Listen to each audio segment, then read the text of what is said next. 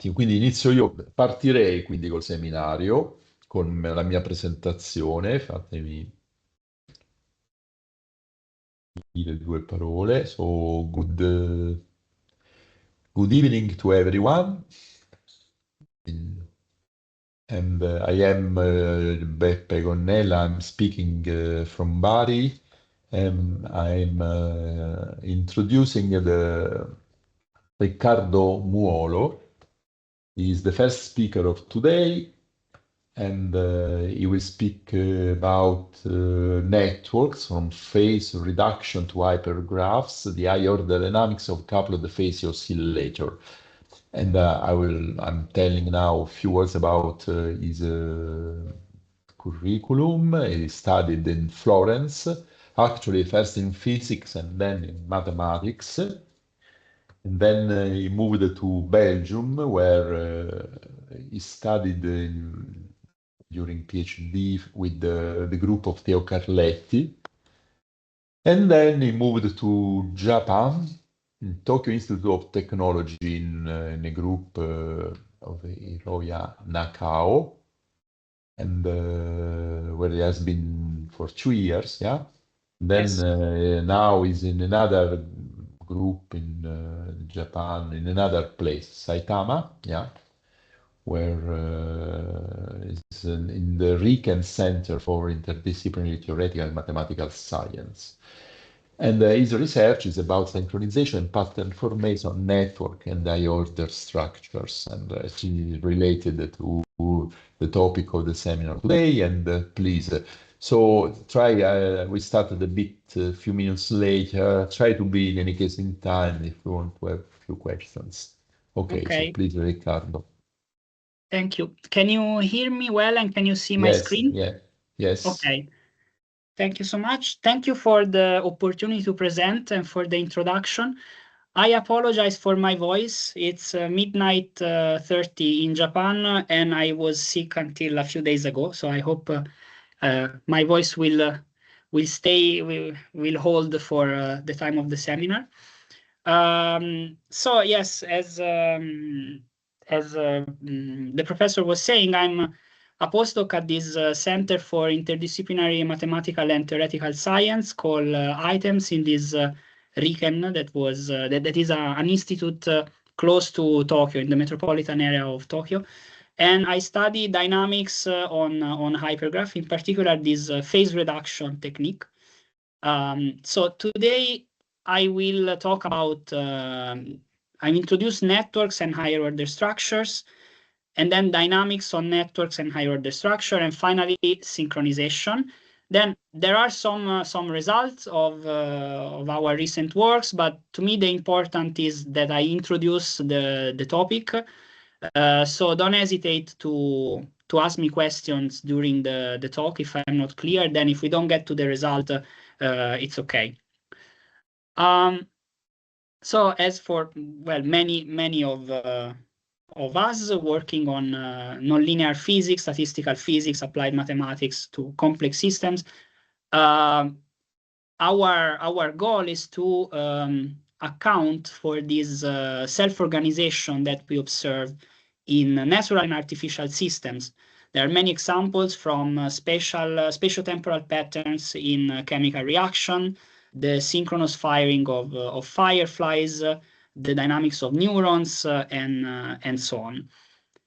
And well, many of these systems, for example, the dynamics of neurons or fireflies that flash on and off, they are naturally discrete. So such systems have a natural embedding on discrete support. And for this, we use networks. That is basically the physics version of graph theory. Now, I don't know how everyone is familiar with this concept. I will spend a bit about talking about networks. So basically, we have a system of interacting units, and this can be, for example, neurons. Imagine the neurons, and then neurons are connected to each other. Or, for example, in an ecosystem, you have the relation of who's eaten by whom. Social relation can be, for example, these relative relations. These are the families in Florence in the Renaissance. If there were some, if they were related, like if some members of the family were married, transportation networks, and so on. So all the systems that are modeled by discrete units can fall within this framework.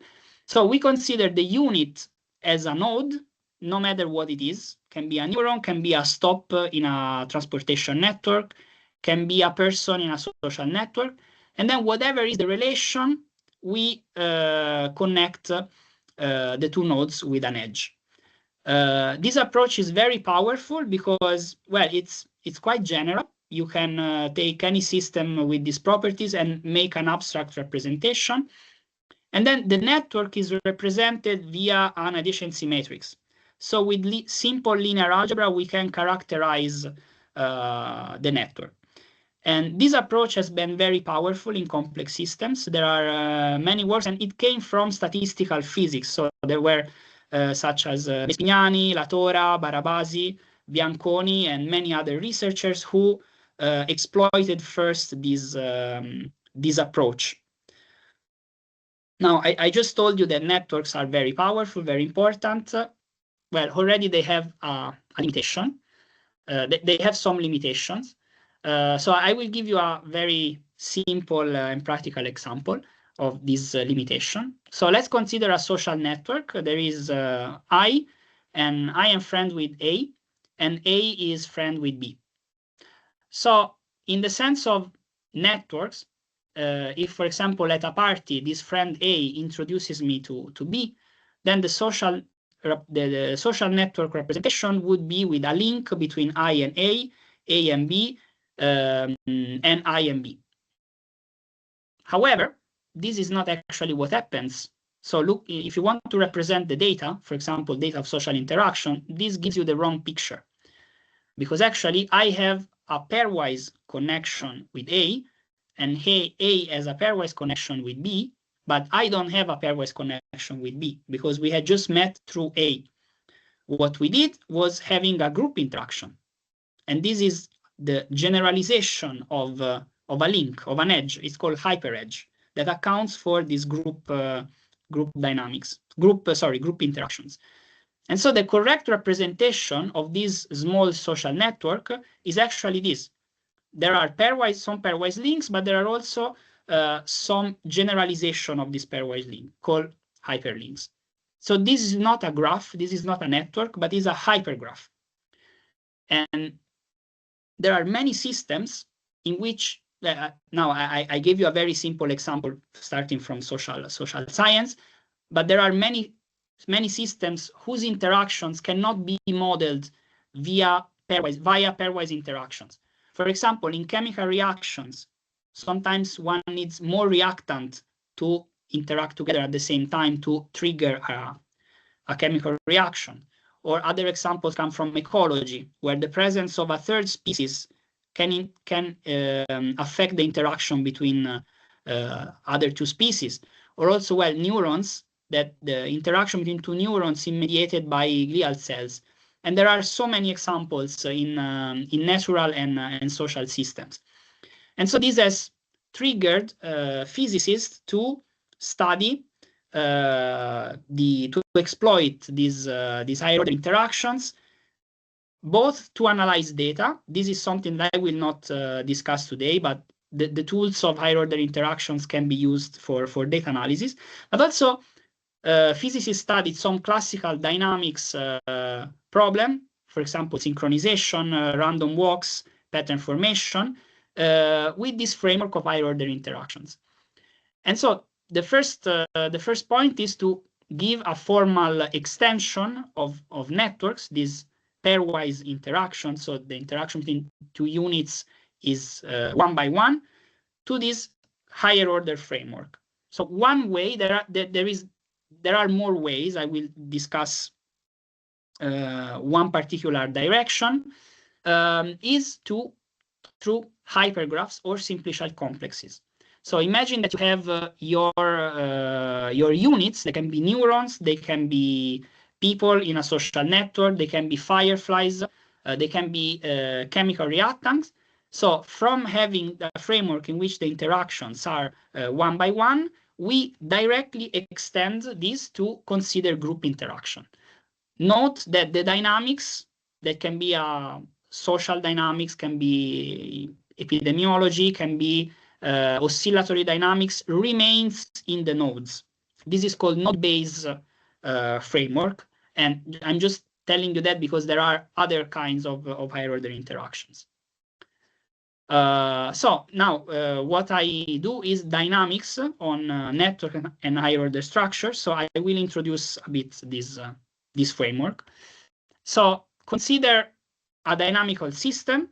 So your units, this can be an oscillatory dynamics, can be opinion dynamics. So you have a state variable, and this is the evolution of your state variable. Can be whatever you want. Can be, for those of you who are familiar with these toy models, this can be a Lorentz system, can be a Stewart-Landau, can be the Kuramoto. Any of these models fit in this description.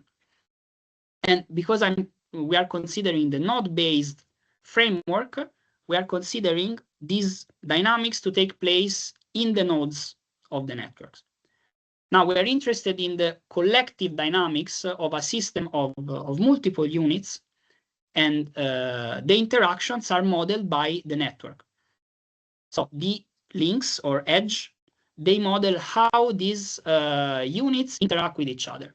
So you have your dynamics that can be, for example, an oscillatory dynamics, fireflies emitting lights without a periodic interval, and then these fireflies interact through each other via an interaction law that is given by this function G. This tells the effect of the other fireflies to your fireflies. And of course, there is the adjacency matrix that tells you who is interacting with whom. For example, in this case, these fireflies takes, or this unit takes the effect of both the other units, but for example, the other two units only feel the effect of one, and this is given by your A. So this is basic dynamics on networks. If we want to consider higher order interaction, in this framework of node-based dynamics, so the dynamics remains in the nodes, the extension is really straightforward, because you add another term that looks very similar to the term in red that accounts for the group interaction. So now you have the adjacency matrix is extended to the adjacency tensor, and this encodes this tensor encodes the group interactions that are taking place in the system. And now this G2 tells you the effects of the other units towards units I in this group interaction. So in this case, if we consider this unit that is taking two pairwise interaction, the G2 function tells how the other two units affect it, but it's a different interaction than the two pairwise units. It's a group interaction. And so this is why in this representation, while the G1 function can be also linear, you can imagine, for example, linear diffusion, the G2 function needs to be nonlinear. And this is for 3-body interactions, but then this framework can be extended to 4-body, 5-body, and so on, exactly in the same way. So if we consider your group dynamics, you have that the evolution of each unit is affected by the pairwise interaction and also higher order interactions. And just so for scholars who know perturbative expansions, this may seem like a perturbative expansion, but actually it's not. In this framework, sigma 1 and sigma 2 are independent. So there are certain cases in which one can rigorously have a relation between the coupling strength of pairwise interaction and then 3-body interaction and 4-body interaction and so on. But in this context, the two are independent. There can be systems in which there are no pairwise interaction and only group interactions. Okay, so this is very, very briefly introduction to nonlinear dynamics on hypergraphs. So the topic that I'm studying is synchronization. And yeah, this was, for those of you who never heard about it, was first recorded by this Dutch scientist, Christian Huygens. And he was working on a patent for a clock that wouldn't lose track of time. So there was the problem of longitude. So when boats in the 17th century still, when there were travels by boat, the latitude could be measured by looking at the sun. However, the longitude could not be measured very well because all known means of measuring time would somehow lose track. And especially with the boat oscillating, it was very difficult to keep track of time. And so Huygens was trying to make a patent for a clock that would not lose time, even in long trips by boat.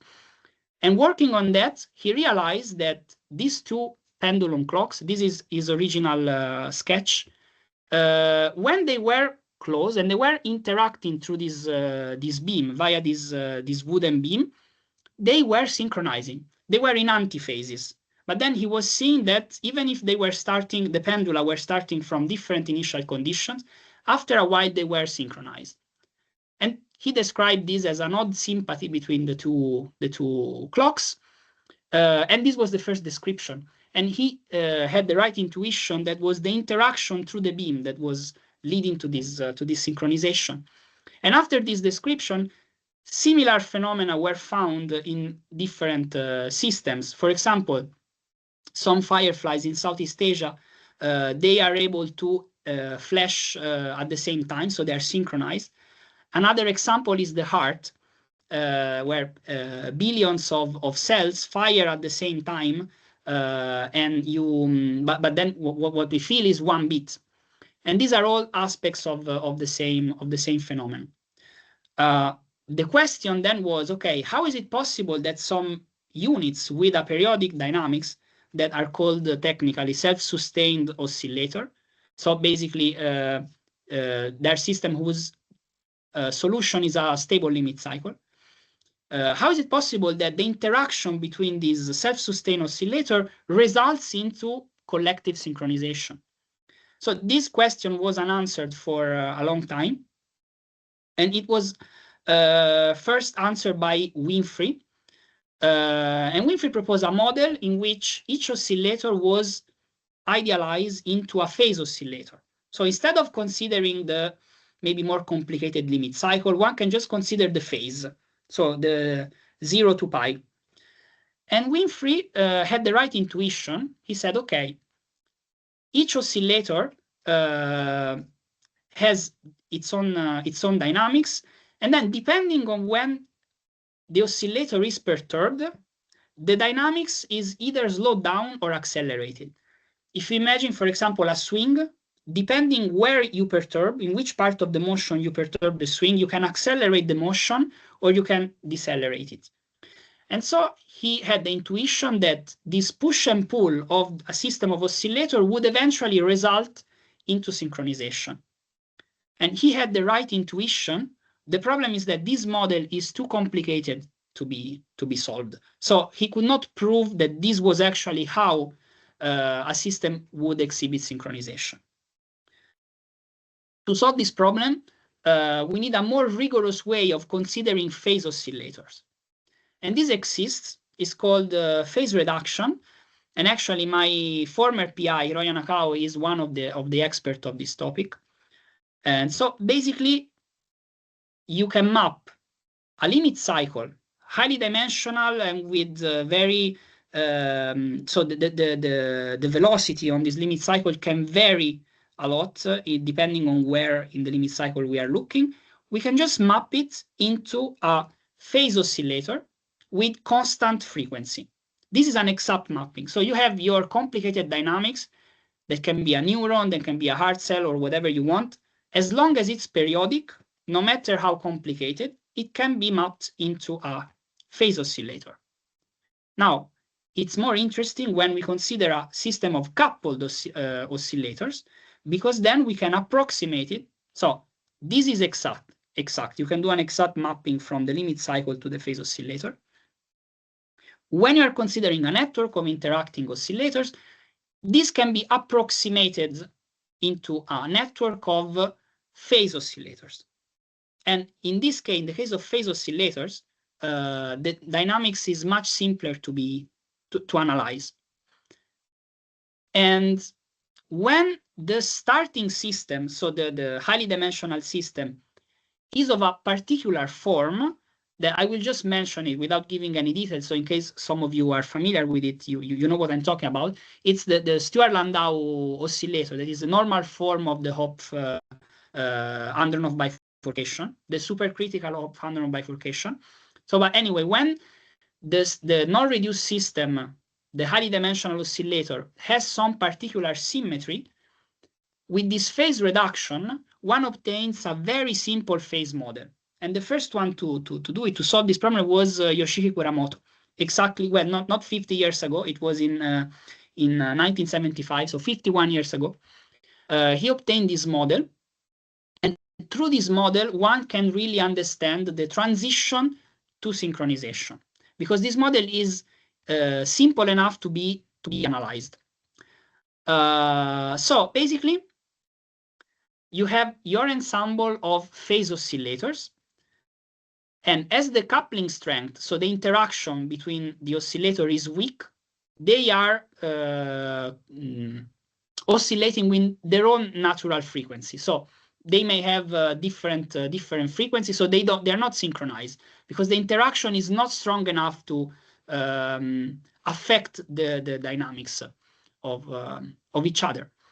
And what Kuramoto realized is that there is a critical coupling for which there is a second-order phase transition, and the system after this critical coupling, so when this epsilon, this interaction is strong enough, the oscillators start to affect each other, and they are, the stronger the coupling, they get more synchronized. And this can be measured by the Kuramoto order parameter, this R, that can be seen as the center of mass of the phases. So here you have the phases, and you see that when each oscillator is, they are scattered around 0 to pi, the center of mass of the oscillators is close to 0.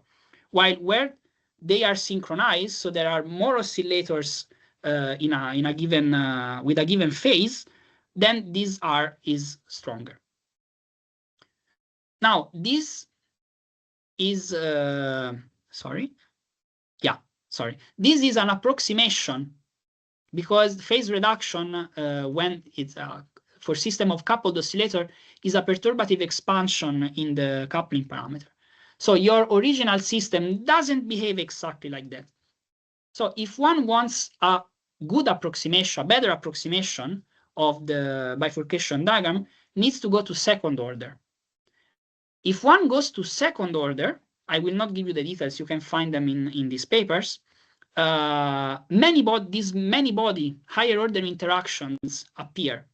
They are small, so they don't really affect the dynamics too much. They're more a correction of the bifurcation diagram given by the first order approximation. So basically the system has pairwise interactions, and then if you go second order, you have weak higher order interactions. However, this is different from having strong higher order interactions that, as I said at the beginning, are common in many systems.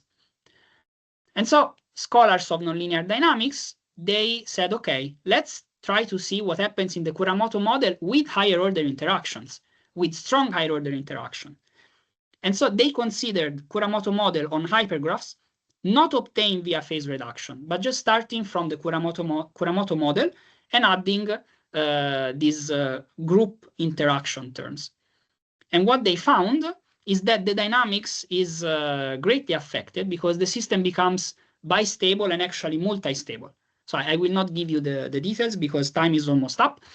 But just that you see this is blue, the classic bifurcation diagram, And by adding higher order interaction, the system becomes bistable. So the dynamics is richer, which is understandable because we are adding an additional nonlinearity.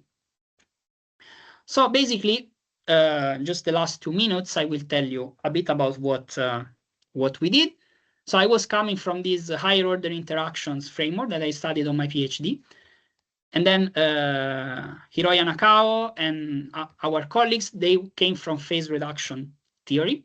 So we put together our expertise, and what we did was to develop a phase reduction theory starting from higher order interaction. So we have our system as the one I showed you at the beginning, so dynamics, pairwise interaction, and higher order interactions, and from that, via phase reduction, obtaining a Kuramoto model on hypergraph, but that is obtained rigorously via this phase reduction.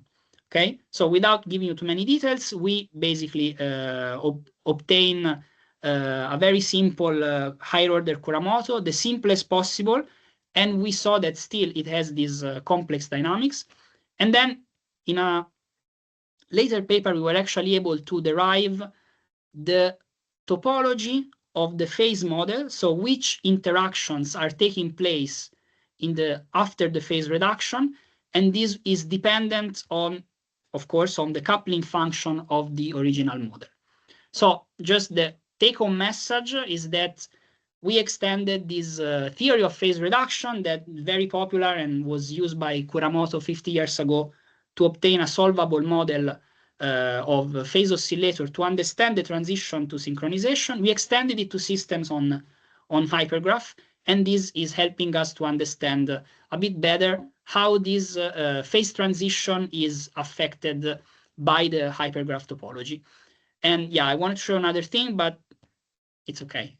I think I'm out of time, so thank you for your attention. Thank you. Thank you very much, Riccardo, for this very clear and very clear presentation. And so let me ask if there are questions, observations. We have a couple of minutes.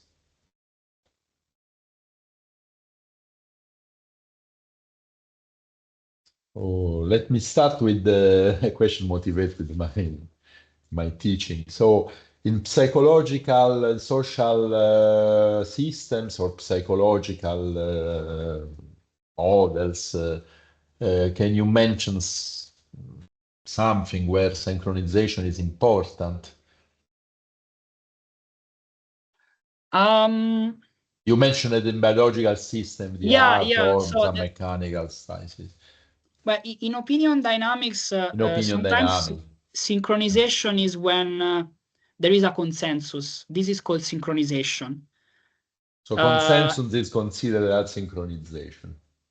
So for us, this is different because for us, we have synchronization when there is an oscillatory dynamics. Yeah, okay, yeah. But then if we talk about consensus, there are several models of opinion dynamics with higher order interactions. And I think one of the most famous was by Jacopo Jacopini, and was actually one of the papers that triggered the interest on this topic. And it was shown that the consensus, the social dynamics is affected, that there is this explosive transition from to consensus. So instead of having a second order phase transition, we have a first order phase transition in the opinion dynamics. So this is one example, even though the system is a bit different than the one that I showed. Okay, thank you. Yeah, Achille.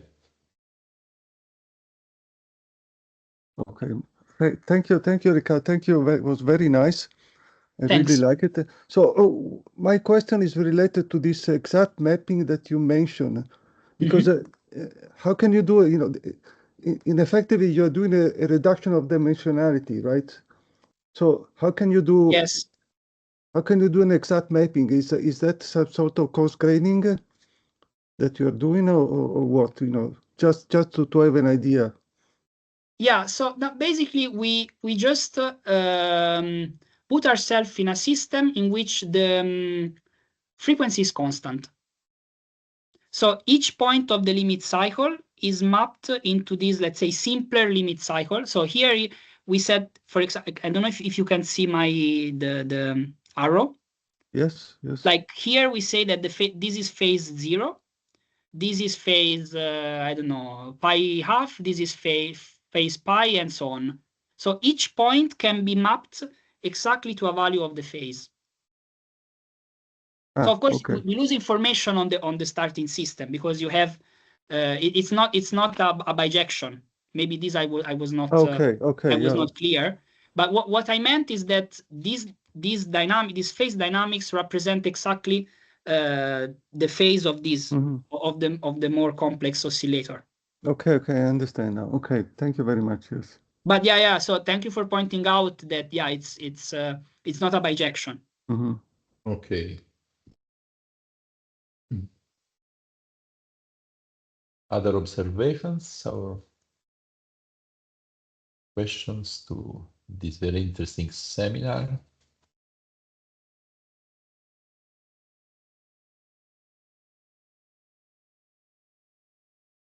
I don't see any other question, but I'm sure that your slides will be very useful. Yeah, if someone wants to is interested, you can write me. Also, if someone comes to Japan, let me know. Yeah. Okay. So I think we can thank again Riccardo. Thank you so much. Yeah. It's been